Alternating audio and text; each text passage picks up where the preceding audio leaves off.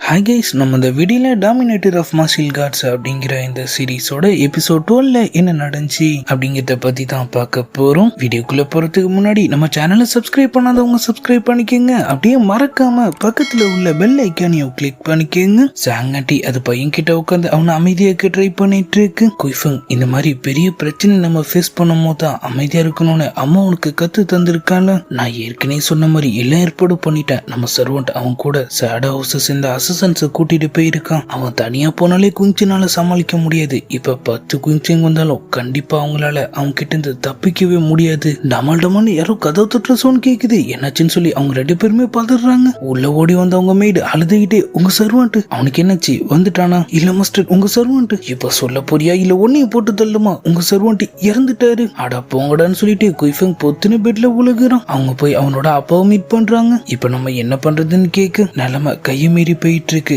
Servant அவங்கள கொல்ல try பண்ணி செத்து இருக்கான். இது நமக்கு தான் பெரிய பிரச்சனை. கிங்கை எப்படி சமாதானப்படுத்த போறேன்னு எனக்கு தெரியல. அதை விட முக்கியமா நம்ம சர்வன்ட் பவருக்கு அவனை கொண்டு இருக்காங்கன்னா கொஞ்சங்க ஏதோ ஒரு பெரிய கல்டிவேட்டர் பாதுகாக்கிறாருன்னு நினைக்கிறான். அவர் தம்பியும் இப்ப அங்க வந்துட்டாரு. இங்க என்ன நடந்துட்டு இருக்கு? உன் சர்வன்ட் எதுக்காக இந்த மாதிரி பண்ணா? அவங்க ஹெட் எதுவுமே தெரியாத மாதிரி சமாளிக்கிறான். நடிக்காத யூச்சி குஞ்சங்கையும் நீ தானே கொல்ல நினைச்ச. அவனும் லைட்டா டென்ஷன் ஆயிட்டு, உன் பிரதருக்கு மரியாதை கொடுக்க மறக்காத. என்ன நடந்துச்சுங்கிறத நானே எம்பரர் கிட்ட போய் பர்சனலா எக்ஸ்பிளைன் பண்ண போறேன். மத்தத அவர் முடிவு பண்ணுவாருன்னு அவன் சொல்லு. அடே அண்ணா, எனக்கு எல்லாமே தெரியும்டா. அவங்களுக்கு மட்டும் ஏதாவது ஆயிருக்கட்டும். அதுக்கப்புறம் அண்ணா வெண்ணெல்லாம் பார்க்க மாட்டேன். அப்படியே ஜாங் ஆண்டியும் பார்த்து நீ இன்னும் எவ்வளவு நாள் ஆடுறன்னு பாப்போன்னு சொல்லிட்டு அவர் அப்படியே அங்கிருந்து கிளம்ப. அந்த ஆண்டியும் லைட்டா டென்ஷன் ஆகுது. சரி நீ ரூம்க்கு போ. என்ன பண்றதுன்னு நான் கொஞ்சம் அமைதியை யோசிக்கிறேன். இப்ப இந்த இடத்துக்கு லியாங்கோட கிங் வந்துடுறாரு. கிங் நீங்களா? அதுவும் இந்த நேரத்துலயா? உனக்கு என்ன தைரியம் தான் உன் சர்வன்ட்ட விட்டு இப்படி ஒரு காரியத்தை பண்ணிருப்பேன்னு அவரு கேக்கு. இல்ல கிங், அவன் பண்ண காரியத்துக்கும் எனக்கும் எந்த சம்பந்தமும் இல்ல. ஏண்டா இதெல்லாம் யார் நம்புவா? செத்து போன அந்த சர்வன்ட் உங்க ஃபேமிலியோட விசுவாசி. உன் ஆர்டர் இல்லாம அவன் அதை பண்ணிருப்பானா என்ன? சரி, நடந்தது நடந்துருச்சு. நாளைக்கு கோர்ட்ல நான் உன்னை டிஃபெண்ட் பண்றேன்னு அவன் சொல்லு. குய்ஹெட்டும் லைட்டா குசியாயிடுறான். கிங், கண்டிப்பா நாங்க உங்களுக்கு விசுவாசமா இருப்போம். சொன்ன வார்த்தையை மறந்துடாதுன்னு சொல்லிட்டு வந்த மாதிரி அவன் திரும்ப அங்கிருந்து காணாம போயிடுறான். இங்க என்னதான் நடக்குதுன்னு சொல்லி அவன் ஒரு பக்கம் முழிச்சிட்டு இருக்க. அடுத்த நாள் கோர்ட்டும் ஸ்டார்ட் ஆயிடுது. கிங் சம வெறியா இருக்கிறே. ஏண்டா வீணா போன குய்ஹெட், அது எப்படா ஒரு சாதாரண சர்வன்ட் உன்னோட அனுமதி இல்லாம சேட் ஹவுஸோடு சேர்ந்து இவ்வளவு பெரிய காரியத்தை பண்ணிருப்பான்? இதெல்லாம் நம்புற மாதிரியா இருக்குன்னு அவரு கேக்கு. நம்ம ஸ்டார் அகாடமி டீன் அன்னைக்கு உன் சர்வன்ட் இதே மாதிரியே தான் குயின்சனை கூக்கிறதுக்கு பிளான் பண்ணான். இப்ப அதுக்கு ஒரு படி மேல போய் அவனை கொல்லவே முடிவு பண்ணிட்டான். இதெல்லாம் அவனா பண்ணதா இல்ல நீ தான் பண்ண சொன்னியா? சீனியர் பார்த்து பேசுங்க. குயின்சன் என் ஃபேமிலியில ஒருத்தர். நான் போய் எப்படி அவனுக்கு அந்த மாதிரி பண்ணுவான்? என் சர்வன்ட் சேட் ஹவுஸனோட ஆளதான் இருக்கணும். இவ்வளவு காலம் என் ஃபேமிலியில பதுங்கி இருந்து நேரம் கிடைக்கும் போது அவன் நினைச்சதை செஞ்சுக்க பார்த்திருக்கான். லியாங் ஓகேங்க முன்னாடி வந்து அவனுக்கு சப்போர்ட் பண்ற மாதிரி பேசுறாரு. போய் கால்ல உள்ளான்னு சொல்லி சிக்னல் கொடுக்க அவனும் கதிட்டு போய் எம்பரரோட கால்ல விழுந்து அழுக ஆரம்பிச்சிடுறான். கிங், தயவு செஞ்சு எதா இருந்தாலும் யோசிச்சு முடிவு பண்ணுங்க. நாங்க எந்த தப்புமே பண்ணல. நம்ம காங் வெறியாயிடுறாரு. ஏன்டா என் பொண்ணைய அபியூஸ் பண்ண பார்த்த கும்பல் தானடா நீ. கையெல்லாம் மடிச்சு விட்டுட்டு பேலஸ்லயே போட்டு அவனை பொழந்து கட்டுறாரு. எல்லாருமே வேடிக்கை பாக்குறாங்க. நம்ம எம்பரர் கூட கண்டுக்கிற மாதிரி தெரியல. லியாங்கோ தான் அவரை தடுக்கிறாரு. பேலஸ்ல நம்ம மேனஸ் ரொம்ப முக்கியம். எம்பரரும் அவர் அமைதியா இருக்க சொல்லிட்டு லியாங்னனோட கிங் கிட்ட, அதாவது அந்த சாங்காண்டியோட அண்ணன் கிட்டயே நீங்க இதை பத்தி என்ன நினைக்கிறீங்கன்னு கேக்கு. என்னை பொறுத்த வரைக்கும் இதை யார் பண்ணாங்கதை விட குயின்சன் நம்ம நாட்டுக்கு ரொம்பவே முக்கியம். அவனோட பவர்ஸ் நம்ம ஜுவான் கிங்டம்க்கு தேவை. அவனை நம்ம பாதுகாக்கணும். லியாங் கிங்கும் நான் பொறுப்பெடுத்து இந்த கேஸை இன்வெஸ்டிகேட் பண்றேன்னு சொல்றாரு. நம்ம அகாடமி டீனோ லிங் கிங்க கேஸ் எடுத்துக்கும் போது எனக்கும் எந்த பிரச்சனையும் இல்ல. நம்ம காங் மட்டும் தான் காண்டாகிறாரு. எம்பரரும் அந்த பிரச்சனையை முடிச்சு விட்ட மாதிரி தெரியுது. நம்மளால அவர் வீட்டுல இருக்கு. அவர் ஃப்ரெண்ட் அறக்க பறக்க அவரை பார்க்க வராரு. குயின்சன் உனக்கு எதுவும் ஆகலையே? அதுக்குள்ள விஷயம் எல்லா இடத்துக்கும் பரவிருச்சா? உனக்கு யார் சொன்னா? குயின்சன் உனக்கு தான் விஷயம் தெரியல. டேட்டு குய் ஃபேமிலியோட சர்வன் சேட் ஹவுஸோட சேர்ந்து உன்னை அட்டாக் பண்ண வந்த விஷயத்த நம்ம காங் உடனே கிங் கிட்ட கொண்டு போயிட்டாரு. அகாடமி டீனும் தான் 2 பேரும் சேர்ந்து உங்க ஃபேமிலி ஹெட்டை துவச்சு எடுத்திருக்காங்க. நம்மளால லைட்டா குசி ஆகிறாரு. பரவாயில்ல, குய் ஃபேமிலிக்கு உண்மையிலேயே சில பேர் சப்போர்ட் பண்றாங்க. அவர் ஃப்ரெண்டு கிட்ட அவரது வித்தியாசமா நோட் பண்றாரு. உன்னோட பவர்ஸ் இன்னும் அதிகமா இருக்கா? ஆமா குயின்சன், எல்லாம் நீ கத்து கொடுத்த மெத்தட் தான். இப்ப நாளா வேற லெவல் தெரியுமா? அவர் லைட்டா சிரிச்சுட்டு அவரை கூட்டிட்டு நேரா பிளட்லைன் செக்டருக்கு போயிடுறாரு. நான் கொஞ்சம் பிளட்லைன் சேம்பரை யூஸ் பண்ணிக்கலாமா? அட என்ன இப்படி கேட்டுட்டீங்க? உங்களுக்கு ஹெல்ப் பண்றதை விட எனக்கு வேற என்ன முக்கியமான வேலை இருக்கு. இங்க என்னடா நடக்குதுன்னு சொல்லி அவரு ஃப்ரெண்ட் ஒரு பக்கம் முழிச்சிட்டு இருக்கு. 2 பேரும் திரும்பவும் அந்த டிவைஸ் கிட்ட போயிடுறாங்க. எங்க பிரசிடென்டே பர்சனலா சொல்லியிருக்காரு, உங்களுக்கு எங்க சேம்பர்ல எந்த ஒரு ரெஸ்ட்ரிக்ஷனும் கிடையாது. ஏதாவது தேவைப்பட்டா என்ன கூப்பிடுங்கன்னு சொல்லிட்டு அவங்க அப்படியே வெளியே போகும். நம்மளும் பிளட் லைனை வேக்கப் பண்ற அந்த கிறிஸ்டல் எடுத்து அவர் ஃப்ரெண்டு கையில கொடுத்துடுறாரு. குயின்சன், ஆனா என் பிளட் லைன் ஏற்கனவே வேக்கப் ஆயிடுச்சு. பரவாயில்ல, இன்னொரு வாட்டி பண்ணு. அங்க போன்னு பண்ணுங்கன்னு சொல்லு. அவரும் நேரா அந்த டிவைஸ் கிட்ட போயிடுறாரு. நம்மளும் அவர் பல்ஸை யூஸ் பண்ணி அந்த டிவைஸை ஆக்டிவேட் பண்றாரு. அங்க ஏதோ வித்தியாசமா நடக்குது. கொஞ்ச நேரத்திலே அவர் கையில இருந்த ஸ்டோனும் காணாம போகு. நம்ம நினைச்ச மாதிரி தான் இருக்குன்னு அவர் லைட்டா சிரிச்சுட்டு அவரோட ஃப்ரெண்டை கிட்ட கூப்பிடுறாரு. நெதர் ஃபயர் டார்க் மூன் ஃபார்ம்ல இருக்கு. இது ரெண்டும் சேர்ந்துச்சுன்னா பெர்ஃபெக்ட் மேட்ச். குயின்சன், நீ என்ன சொல்லிட்டு இருக்க? என்னோட பிளட் லைன் வெறும் ஃபயர் தான். வெறும் ஃபயர் சாதாரண மோட்டர் பிளட் லைனுக்கு தான் இருக்கும். ஆனா இது டார்க் மூன் நெதர் ஃபயர். சாதாரண மாஸ்டர்ஸ் எல்லாம் அதை கண்டுபிடிக்க முடியாதுன்னு அவரு சொல்றாரு. அவர் ஃப்ரெண்டு காமெடி பண்ணாதுன்னு சொல்லிட்டு இருக்க நம்ம பிரசிடென்ட்டே இப்ப அங்க வந்துடுறாரு. குயின்சன் சொன்னானா அந்த விஷயம் கண்டிப்பா சரியா தான் இருக்கும். உன்னோடது ரொம்ப ரொம்ப ரேரான ஒரு பிளட் லைன். பாத்தியா, பிரசிடென்ட்டே சொல்லிட்டாரு. அதுவும் இல்லாம ஃபியூச்சர் விஷயத்துல நான் அதுக்காக விளையாட போறான். பிரசிடென்ட் அவர் சாம்பியன்ஷிப் வின் பண்ணதுக்காக அவருக்கு வாழ்த்துக்கள்லாம் சொல்லிட்டு இவரு கண்டிப்பா உங்க ஃப்ரெண்டா தான் இருக்கணும். நீங்க ரெண்டு பேருமே பிளட் மிஸ்டுக்கு ஒன்னதான் போக போறீங்களா? நம்ம லீட்டன் நீங்க என்ன வச்சு காமெடி பண்ணிட்டு இருக்கீங்கன்னு நினைக்கிறேன். நான் அந்த காம்படிஷன்ல 10வது பிளேஸ் கூட வரல. என்னால எப்படி அங்க போக முடியும்?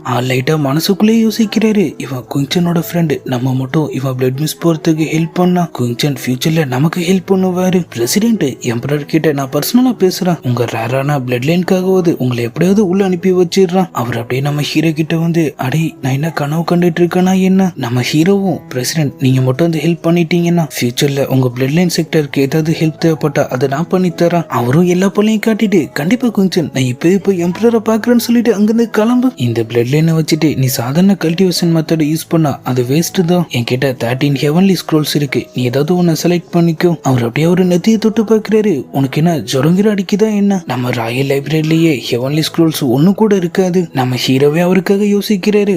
கோஸ்ட் மெத்தட் இல்ல, அது ரொம்பவே கொடூரமா இருக்கும். ஒன்னு மெத்தட் அவருக்கு ஞாபகம் வருது. ஆனா அதை மெரிடியன்ஸ் மொத்தத்தையும் டேமேஜ் பண்ணிடும். அப்பதான் ஹெவன்லி ஷேடோ ஸ்க்ரோல் அவருக்கு ஞாபகத்துக்கு வருது. இவனோட பிளட் லைனுக்கு அது பர்ஃபெக்டா இருக்கும். நான் என்கிட்ட இருக்கிற ஹெவன்லி ஷேடோ டெக்னிக்ஸ் உனக்கு டிரான்ஸ்ஃபர் பண்றேன். அதுல மொத்தம் 9 ஸ்டேஜ் இருக்கு. முதல் ஆற உன் பவர்ஸை வச்சு நீ ஈஸியாவே தாண்டிடலாம். ஆனா 9வது ஸ்டேஜ் போறது உன் டேலண்ட்ல தான் இருக்கு. அவர் அப்படியே அதை ஒரு ஃப்ரெண்டுக்குள்ள டிரான்ஸ்ஃபர் பண்ண எல்லா டெக்னிக்ஸும் அவர் முன்னாடி வருது. ஆள் குசியா போயிட்டாரு. குயின்சன், நீ செஞ்ச ஹெல்ப் நான் என் வாழ்க்கை ஃபுல்லா மறக்கவே மாட்டேன். சரி வீட்டுக்கு போய் ஒழுங்கா ட்ரைனிங் எடு. பெல் சவுண்ட் அவருக்கு கேக்குது. நான் உடனே ஸ்டார் அகாடமி போய் ஆகணும். ஆனா சாம்பியன்ஷிப் தான் முடிஞ்சிருச்சே. குயின்சன், நீ மறந்துட்டே என்ன? இப்ப அல்கமி டெஸ்ட் நடக்க போகுது. டான் பவிலியன் வருஷத்துக்கு ஒரு தடவை இங்க இருக்கிற அல்கமிஸ்ட் எல்லாத்துக்கும் ஒரு சான்ஸ் தரதா ப்ராமிஸ் பண்ணி கொடுத்துருக்காங்க. நான் 2 வருஷம் அந்த டெஸ்ட் அட்டன் பண்ண. இந்நேரம் நான் பாஸ் ஆகி எங்கேயோ போயிருக்க வேண்டியது. ஆனா என் நேரம் இன்னமும் ஒருத்தர் கீழே ஜூனியரா சுத்திட்டு இருக்கேன். நம்மளும் லைட்டா யோசிச்சு பாக்குறாரு. நம்ம பவர்ஸ இந்த உடம்பால ஒரு அளவுக்கு தான் தாங்க முடியும். அல்கமி சப்போர்ட் இருந்தா நமக்கு இன்னமும் ஹெல்ப்ஃபுல்லா இருக்கும். டான் பவிலியன் கிட்டயும் க்ளோஸ் ஆகலான்னு சொல்லிட்டு சரிவா நம்ம போலாம். ஆனா குயின்சன், நீ அல்கமி கிளாஸே அட்டன் பண்ணது கிடையாது. அது என்ன பெரிய விஷயமான்னு சொல்லிட்டு அவரு நேரா காம்படிஷன் நடக்கிற இடத்துக்கு போயிடுறாரு. நம்ம ஹீரோயின் அங்க இருக்காங்க.